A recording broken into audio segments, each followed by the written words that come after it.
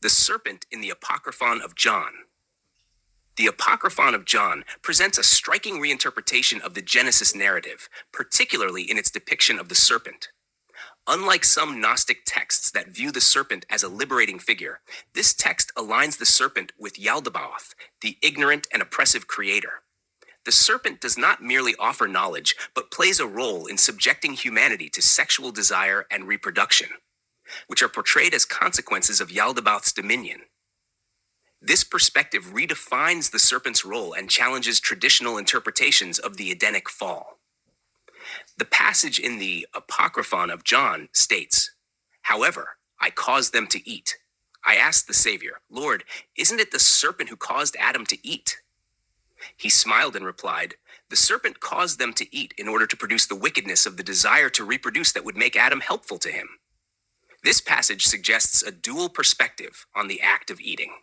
On the one hand, Jesus, as the revealer of hidden truths, claims responsibility for causing Adam and Eve to eat, which may be understood as an allusion to the faculty of epinoia, the divine insight that enables humanity to awaken from its sleep of ignorance and come to the knowledge of the unknown Father. On the other hand, the serpent's role is explicitly linked to the introduction of sexual reproduction, a theme central to Gnostic cosmology. Jesus and epinoia, Jesus, who occasionally appears as the narrator, is said to have caused Adam to eat. This refers to his role in awakening Adam's epinoia, thought or insight, which was embedded within him by the divine realm. In this sense, Jesus' involvement differs from the serpent's role in Genesis. The serpent in the Apocryphon of John is not the bringer of true knowledge, but a catalyst for human entrapment in the physical world. The serpent's role in the fall. Unlike the traditional interpretation in Genesis, where the serpent is a deceiver who tempts Eve into disobedience, the Apocryphon of John portrays the serpent as a means through which Yaldabaoth enforces reproduction upon humanity. The text clarifies, the serpent here takes on a new role. It brings about the consequences of eating from the tree, as set out in Genesis 3:16. According to Moses, childbearing and sexual desire are in accordance with God's orders, but here these things are forced upon people, represented by Adam, by Yaldabaoth, represented by the serpent.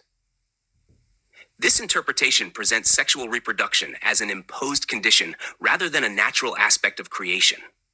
In Genesis, childbirth and sexual desire are framed as part of God's punishment after the fall. To the woman he said, "I will make your pains in childbearing very severe. With painful labor, you will give birth to children. Your desire will be for your husband, and he will rule over you." Genesis 3:16, NIV.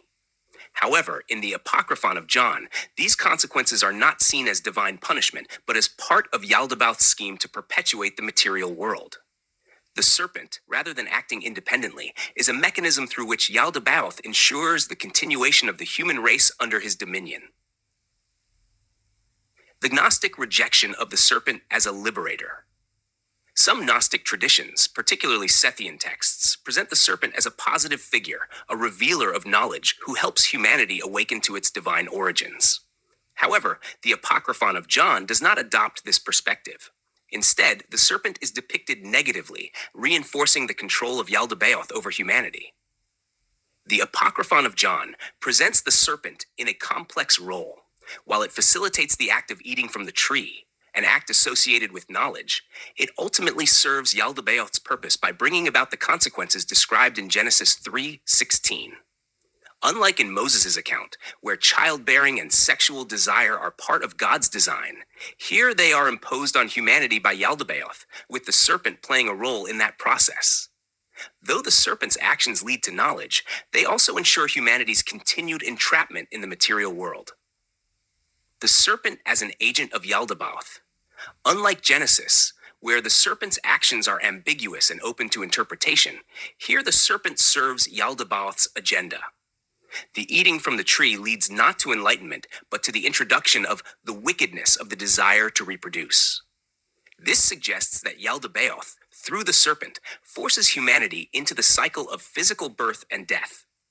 This interpretation contrasts with the mainstream biblical view in which childbirth and sexual desire are seen as divinely ordained rather than as mechanisms of enslavement.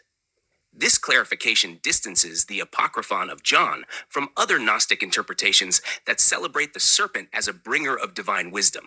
Instead, it aligns the serpent with the Yaldabaoth's plan to entrap humanity further in material existence. Conclusion. The Apocryphon of John presents the serpent not as a liberator, but as an instrument of oppression, enforcing the continuation of physical existence through reproduction. This contrasts with the biblical account, where the serpent's actions lead to both knowledge and suffering. The Gnostic perspective offered by this text challenges the traditional view of human destiny, presenting reproduction as a mechanism of control rather than a divine blessing. By reinterpreting the Genesis narrative, the Apocryphon of John underscores the Gnostic